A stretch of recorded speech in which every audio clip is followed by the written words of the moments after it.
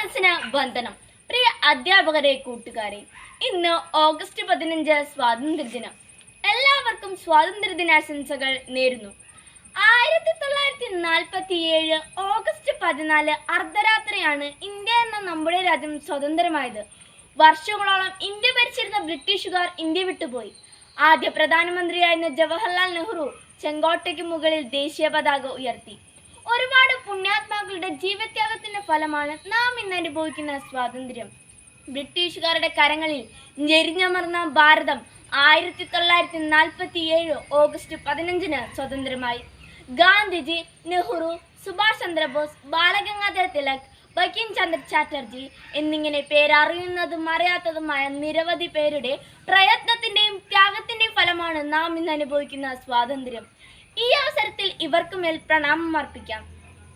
1947 നിന്നും 2024 എത്തിയപ്പോൾ നാം വളരെ മുന്നോട്ട് പോയി. ചന്ദ്രയാനും മംഗൾയാനും ആദിത്യയും അതിന്റെ നേർക്കാഴ്ചകളാണ്. അഹിംസയാണ് നമ്മുടെ സ്വാതന്ത്ര്യ മന്ത്രം. എന്നാൽ ഇന്ന് ജാതിയുടെയും മതത്തിന്റെയും രാഷ്ട്രീയത്തിന്റെയും പേരിൽ മനുഷ്യർ പടവെട്ടുകയാണ്.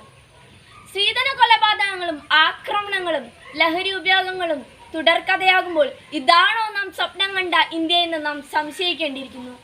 ഒരു വികസിത രാജ്യമായി ഉയരാൻ മുന്നോട്ട് കുതിക്കുന്ന ഇന്ത്യയിൽ മഹാമാരികളും മഹാദുരന്തങ്ങളും താണ്ഡവമാടുമ്പോൾ പതറാതെ, പകച്ചു നിൽക്കാതെ, ജാതി മത വർഗ ഭേദമന്യേ രാജ്യത്തെ ഹൃദയത്തോട് ചേർത്ത് നിർത്തുന്നു ഓരോ ഇന്ത്യക്കാരനും.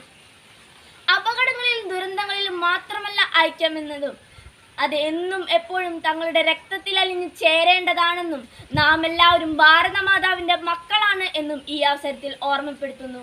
നമ്മുടെ രാജ്യത്തിന് വേണ്ടി പ്രയത്നിച്ച ധീര യോദ്ധാക്കളെയും ധീര ജവാന്മാരെയും ഒരിക്കൽ കൂടി സ്മരിച്ചുകൊണ്ട് ഒരിക്കൽ കൂടി സ്വാതന്ത്ര്യ ദിനാശംസകൾ നേർന്നുകൊണ്ട് ഞാൻ എൻ്റെ വാക്കുകൾ നിർത്തുന്നു. നന്ദി, നമസ്കാരം, ജയ് ഹിന്ദ്.